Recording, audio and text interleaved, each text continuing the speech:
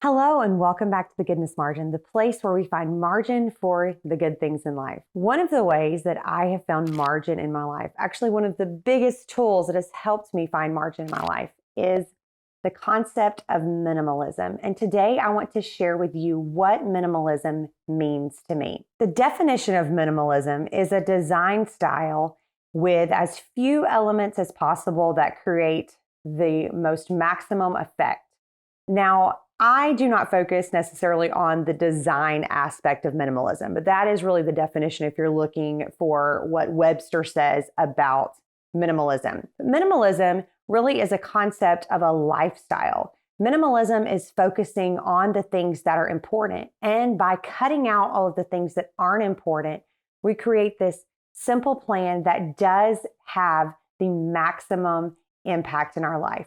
Because we've cut out all of the things that don't matter, we can focus on the things that do matter. Minimalism really means to me to be intentional. I am intentional about the things that are in my home. I have become intentional about the things that I buy. What do I allow into my home? And then through that process, I decided to get rid of all the things that don't matter. What are the things that I don't need anymore? What are the things that are just causing clutter to be in my home? Minimalism has affected my life in so many different ways. Not only with all of my stuff, all of the things that I have to take care of. I have a lot less now, but I enjoy what I have so much more.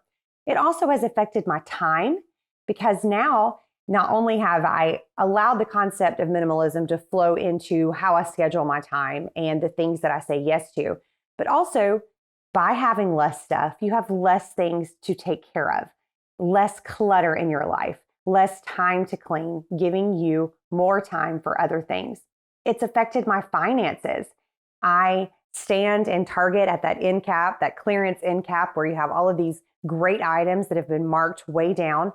And I realize, do I really need this? Is this something that I want to take care of? Is this something that I want to store in my home? Usually I come to the conclusion that the answer is no, and I walk away from that. And so I, in turn, have saved a lot of money since we have embarked on this journey of minimalism. Now, a lot of people let the word minimalism scare them away. They see it as a set of rules. And when I first started looking into this, I watched a lot of videos online and I read a lot of articles. And there are definitely people out there who will tell you a set of rules. If you want to be a minimalist, this is a list of things that you need to have in your home and a list of things that you need to get rid of. Well, the reality is some of the things on that list might be things that I don't need, that I don't use. But then one blogger I found made the suggestion that for each person in your house, you only have one plate, one fork, one knife, etc. Well, that doesn't work for us because part of what is important to us, which again is a concept in minimalism, you're focusing on the things that are important to you. What is important to our family is opening our home for our friends and our family. We love having people over for dinner. So if we only had 4 plates, that really would not work out well. And so that just doesn't make sense to me. Maybe that makes sense to someone else. So minimalism is not a set of rules. You get to create your own rules for what works for you, what works for your household. While that a design aspect is definitely the word minimalism typically means a type of design.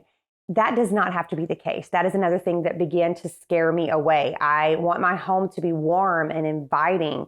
I want people to enjoy things. I love having pillows on my couch and throw blankets. That is okay as long as you're intentional about those things. Minimalism, having a minimalistic home does not mean that you have to have a cold, white, plastic home. It just means that you're intentional about the things that you have inside of your home. Another common misconception about minimalism is that you can't have a collection of things. What if there's something that I want to have many of and maybe I really only need one of them? So for example, I collect Starbucks mugs from places that we visited all over the world. These are important to me. I do have this collection. If you went over to my coffee maker and opened the cabinet above it, you would see 3 shelves of coffee cups. Now, you would think that is not very minimalistic. However, for me, I'm being intentional about the things I'm collecting. Obviously, you cannot have a lot of collections. Everything cannot become a collectible or that becomes clutter.